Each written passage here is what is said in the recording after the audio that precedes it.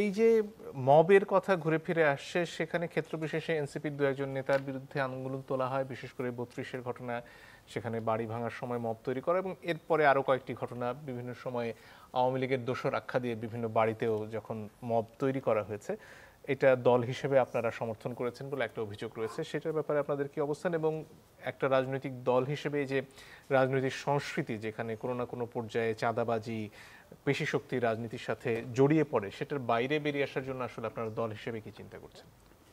ধন্যবাদ আমার দুই সহ আলোচক এবং যারা দেখছেন সবাইকে শুভেচ্ছা জানাচ্ছি।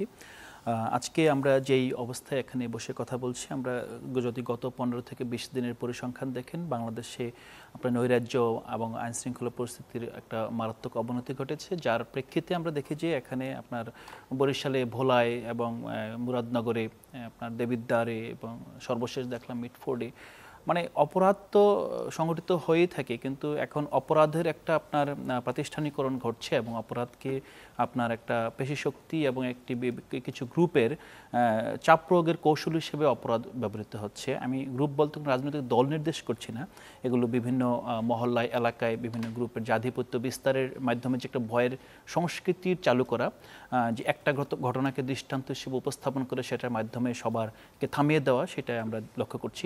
আজকে আপনি যে অবস্থা আমরা কথা বলছি, ঢাকা পোস্টের একটা প্রতিবেদন আমরা দেখলাম দিনের বেলা, যে এই সাংবাদিক গিয়ে পুরান ঢাকায় জিজ্ঞেস করছে যে আপনি কি এই ঘটনার সময় ছিলেন কিনা, তাকে চিনেন কিনা, আপনি পাশাপাশি দোকানে ব্যবসা করেছেন, এই ঘটনার সময় কি জানেন। আপনি অবাক হবেন যে সেখানে প্রায় 20 থেকে 25 জনের কাছে আপনার মাইক্রোফোন নিয়ে যাওয়া হয়েছে, তার মধ্যে একজন ব্যক্তিও পাওয়া যায়নি যারা স্বীকার করছেন তারা এই ঘটনা সম্পর্কে অবহিত, ঘটনার সময় ছিলেন কিংবা এই মানুষগুলোকে চিনেন, যারা এখানে কার্যকলাপ অংশগ্রহণ করেছেন, তাদের সাথে তাদের সম্পর্ক আছে।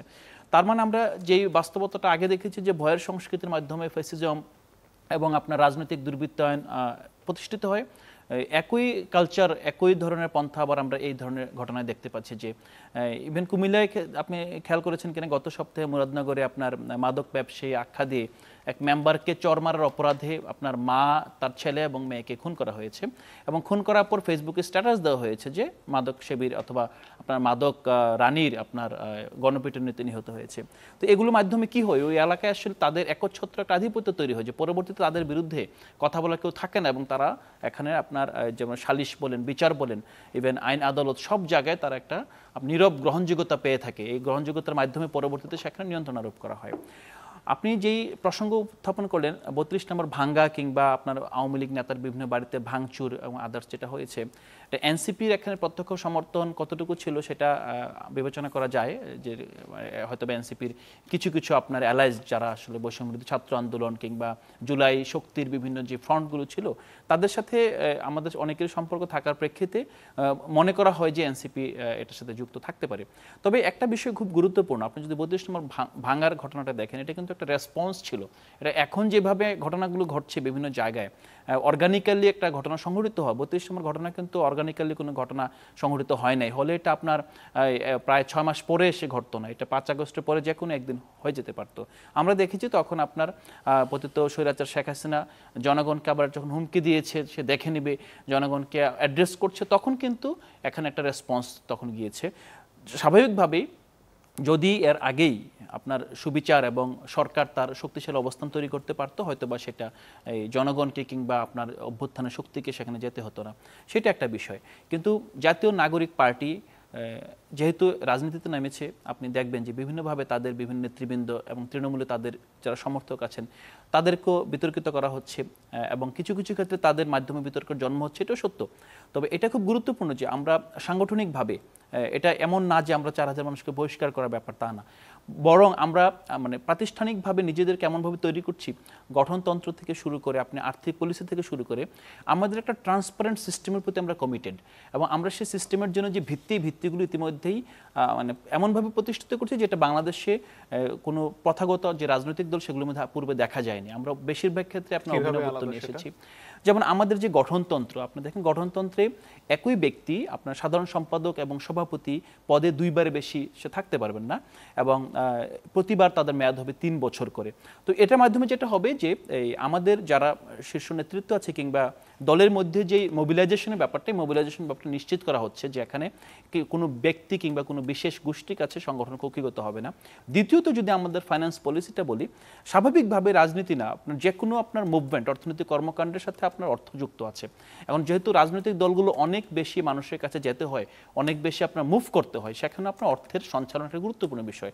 তো অর্থের সঞ্চালনটা আপনার এটা অনিবার্য, বাট আপনি কিভাবে অর্থটা আপনি কালেক্ট করবেন, কিভাবে এটাকে জবাবদিহিতার আওতায় নিয়ে আসবেন, এটা খুবই গুরুত্বপূর্ণ বিষয়। আমরা কিন্তু এখানে আপনার এই অর্থের জন্য ক্রাউড ফান্ডিং পলিসি নিয়েছি এবং খুব সচলভাবে ক্রাউড ফান্ডিং পলিসি কাজ করছে। আমরা দেখছি প্রায় প্রতিদিন 1 লক্ষ টাকার বেশি, প্রায় মানে আপনি যদি আমাদের গ্রাফ দেখেন, আমাদের ওয়েবসাইটে দেওয়া আছে, প্রতিদিনে আপনার টাকা জমা হচ্ছে। আপনার ন্যূনতম 60-70 হাজার টাকা থেকে শুরু করে আমি লাস্ট যেটা দেখুন 1,60,000 টাকা একদিনে জমা হয়েছে। এবং যারা আমাদের কাছে ফান্ডিং করতে চায় তারা কিন্তু আমরা বলে দিই যে আমাদের সিটি ব্যাংকে অ্যাকাউন্ট খোলা আছে, আমাদের যেই আপনার চ্যানেল আছে সেই চ্যানেলের মাধ্যমে আপনারা অ্যানোনিমাসলি দান করতে পারেন। তো এখন এই জায়গায় এটার ইম্প্যাক্টটা কিন্তু আমরা এখনই দেখতে পাবো না। এটার ইম্প্যাক্টটা কখন দেখতে পাবো? যখন আপনি একটা বছর শেষে অডিট রিপোর্ট প্রকাশ করবেন যে এখানে এই দলে এই পরিমাণ অর্থ এসেছে এবং এই পরিমাণ অর্থ ব্যয় হয়েছে, এবং অডিট রিপোর্ট যখন আপনার দলের বাইরের ব্যক্তিবর্গ, এবং সেক্ষেত্রে আমরা বিচার বিভাগীয় আপনার কাউকে ইনভলভ করার যে বিধান রেখেছি, আমার মনে হয় এটা গুণগত পরিবর্তন নিয়ে আসবে। তৃতীয়ত হলো যে আমরা এখন পর্যন্ত যে পলিসি নিচ্ছি, আমরা কিন্তু কোনো আরোপিত পলিসির মধ্যে এখনো যাই নাই। আপনি জানেন যে পুরো জুলাই জুড়ে আমাদের যারা আপনার নেতাকর্মী আছেন তারা সারা দেশ আপনার মানুষের কাছে যাচ্ছেন, মানুষের কাছ থেকে শুনছেন, এবং মানুষের রাষ্ট্র সম্পর্কে কি ভাবনা এবং রাজনীতির কি ধরনের পরিবর্তন তারা চায়। আমরা কিন্তু মানুষের কাছে বলছি না যে আমরা এই পরিবর্তন চাই, আমরা বলছি যে আমরা গণ অভ্যুত্থানের পর একটা নতুন বাংলাদেশ দেখতে চাই, যে বাংলাদেশে মানুষের অংশগ্রহণ থাকবে, তারুণ্যের অংশগ্রহণ থাকবে। আমরা সেই বিষয়গুলো অ্যাড্রেস করতে চাচ্ছি। তো মোটা দাগে আমরা যে বিষয়টা বলতে চাই যে রাজনীতির যেই পুরাতন আপনার রুল অফ গেম, এই রুল অফ গেম আমরা দেখেছি যে বাংলাদেশের রাজনীতিকে বারবার একই চ্যানেলে একই জায়গায় কক্ষিগত করছে।